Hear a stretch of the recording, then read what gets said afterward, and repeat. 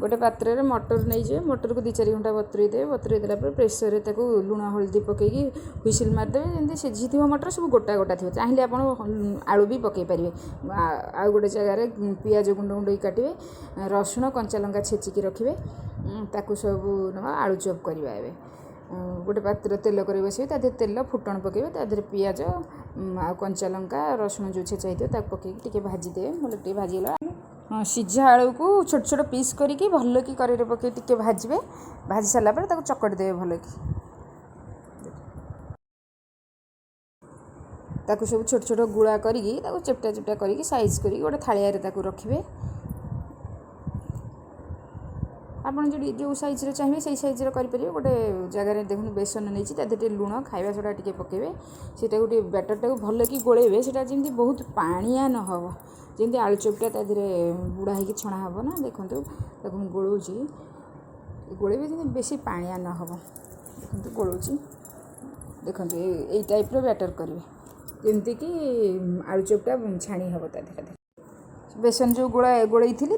से आलू जो चेपटा कर रखी थी सब छोट छोट ताकू से बेसन में बुड़े देखो केमती छाणुची सीटा जमी बेसनटा भल कि कवर कर आलूटा को आलू चॉप छोट छोट करके छाणवे आप जो साइज चाहिए से साइज छाणी पारे देखो मुझे छाणुची आलू चॉपटा बेसनटा आलूटा जमी पूरा कवर हम बेसन देहरे देखो आलू चॉप हो गला कर गोटे प्लेट को काढ़ीदेवे तापर पकोड़ी करवा पकोड़ी कि आलू छोट छोट चूना कर काटिदे पियाज कंचा लंका पकई देछि बेसन गोलैकी धनिया पत्र पकईदे सब मिक्स करके गोटे जगार थोड़ी देखो तादे भी टी लुण खाଇବା सोडा पकेबे तापर से तेल गरम होता तादे पकेबे छोट छोट करके पकेबे छोट छोट करके छाणीबे सेटा देखो केमती छोट छोट पकेबे बड़ बड़ पीस करेंगे गुंड कर देखो छाणीकी थालिया को काढ़ी पकोड़ी होगला आलू चॉप होगला या मटर सूप करने से ना आम कईया कंचा लंका गुंड पियाज किसी नवाक पड़ो आमको कईया जो नहीं बतुरे देवा बतुरे तादे कंचा लंका लुण पकई भल कि चकटी देवा गोटे जगार ताकू चकटी देकी से जो मटर सीझाटा रखिले सेटा गरम थी से भल लगे खाया देखो ताकू चकटुची केमती कईया कंचा लंका तादे मंजी गुड़ा काटिदेवे कईयारू भल कि गोटे थालिया मटर को नेबे मटर सीझा ने गोटा गोटा जो थी ताकू ने पानी तादे मटर पानीटा टी अधिक दरकार तादे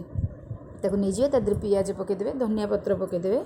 जो कईयाटा चकटिकी रखी थी कंचा लंका सहित ताकू भी तादे पकईबे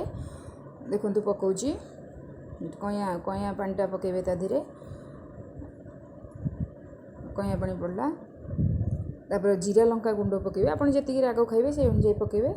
आपन चाहिए ये लुण टिके पकई पारे कहीं लुणटा